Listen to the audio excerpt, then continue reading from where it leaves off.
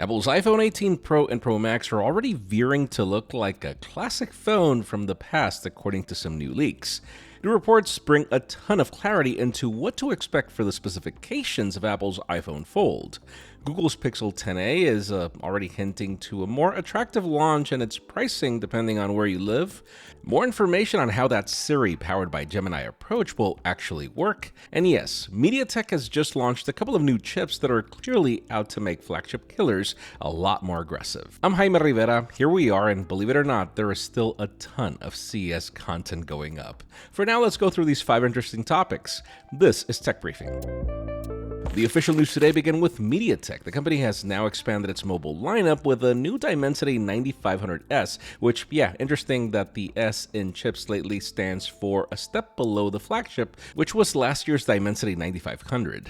The advantage, though, is that this allows most of the flagship experiences at a lower price point for more aggressive flagship killers. This new Dimensity 9500S sticks to the all-big core CPU design and is built on a 3nm process featuring a Cortex X925 Ultra core at 3.73 GHz, 3 Cortex X4 cores, and 4 Cortex A720 cores. Graphics are handled by the Immortalis G925 GPU with advanced ray tracing and gaming optimizations, while the flagship-grade NPU enables support for generative reasoning and multimodal AI experiences. The chip also brings high-end imaging from MediaTek's Imagic ISP, supporting up to 320 megapixel sensors, 8K 60 FPS Dolby Vision HDR video, W Quad HD Plus displays at 180 Hz, LPDDR5X memory, UFS 4 storage, Wi-Fi 7, dual SIM, 5G, etc.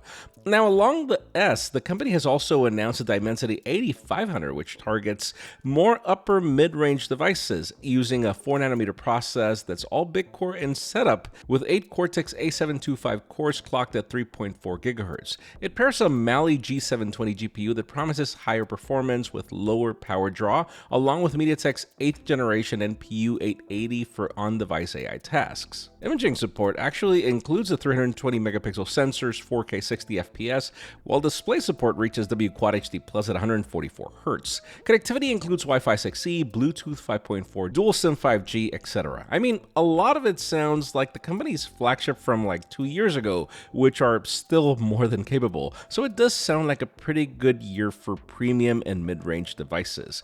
I'm curious to know what you think about all this in the comments. Now let's switch to Google, as it seems the device launch is closer than expected. Leaks around the Google Pixel 10a continue to pile up, with a new rumor now pointing to both pricing and a specific launch date. According to a tipster on X, Google could unveil the Pixel 10a on February 17th, with Eurozone pricing set for €500 for the 128GB model and $600 for the 256GB version. I know, expensive for what it is. Here's the thing though, if accurate, that would actually make it €50 cheaper than the Pixel 9a at launch, which, yes, a price drop is what I feel this lineup needed outside the United States, where pricing is more aggressive. It definitely is a notable shift that could make the new model more competitive in the mid-range segment. Now, official color match cases are also said to be priced around €20. The same source claims that the 128GB Pixel 10a will be available in all 4 previous leaked colors, Obsidian, Berry, Lavender, and Fog, while the 256GB variant will oddly be limited to the Obsidian variant. And yeah, I don't get it either. Well, unusual, this wouldn't be unprecedented for Google, which has restricted higher storage options to fewer colorways before. Now, as always, these details are unconfirmed and specific to the Eurozone, but if they hold up and the Pixel 10a could arrive sooner and at a more aggressive price point than expected, it's actually good news. Now, I'm just hoping that the lack of change also means a cheaper price in the US. I'm curious to know what you think about a cheaper Pixel 10a in the comments. And speaking of Google and adding an Apple twist, let's talk about those surprising news we got a few days ago. Yes, Apple and Google have confirmed that Gemini will power a more personalized version of Siri, but we didn't get much details on what that meant. Well, a new report from The Information sheds light on what that means in practice. As early as this spring, the revamped Siri is expected to handle more conversational, factual questions, tell stories, offer emotional support, and assist with more complex tasks like booking travel or generating documents in apps such as Notes, including things like cooking recipes. These upgrades align with Apple's previously announced focus on deeper context awareness and more natural interactions, though yeah, we'll see about that emotional support in practice as the topic is a bit controversial when it comes to competitors. Now, looking forward ahead, Apple reportedly plans to unveil additional Siri capabilities at WWDC in June, including memory of past conversations and proactive suggestions based on application data like calendar events. So yeah, that's code for the fall, sadly, and that's for features teased on the original Apple Intelligence announcement. Now, this assistant will be able to pull relevant details from applications such as mail and messages, as Apple has already demonstrated. Now, despite Gemini powering parts of the system, Siri will not feature Google branding, and Apple will fine-tune the model to match its own response style and privacy standards. The upgraded Siri is expected to launch with iOS 26.4 around March or April, with some features delayed until iOS 27. I'm curious to know what you think about this rollout in the comments. But yeah, back to Apple, as things with its future foldable continue to evolve in two separate reports. Let's start with materials, as the company is reportedly planning to use advanced materials to set its first foldable iPhone apart, with new supply chain information pointing to liquid metal being used for the hinge. Guys, for context, Apple has secured the rights to this material and has filed an insane amount of patents since 2008 and 2010, but never really used it. This amorphous material offers high strength, excellent fatigue resistance, and the ability to withstand repeated mechanical stress without permanent deformation. Other portions of the device will reportedly be made in an improved titanium alloy as well.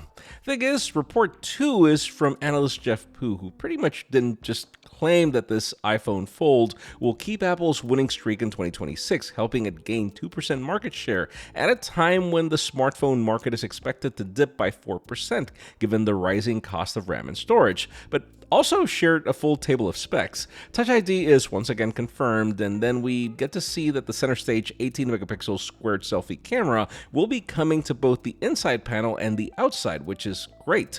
The primary is a 48 megapixels, and the secondary camera seems to be an ultra-wide.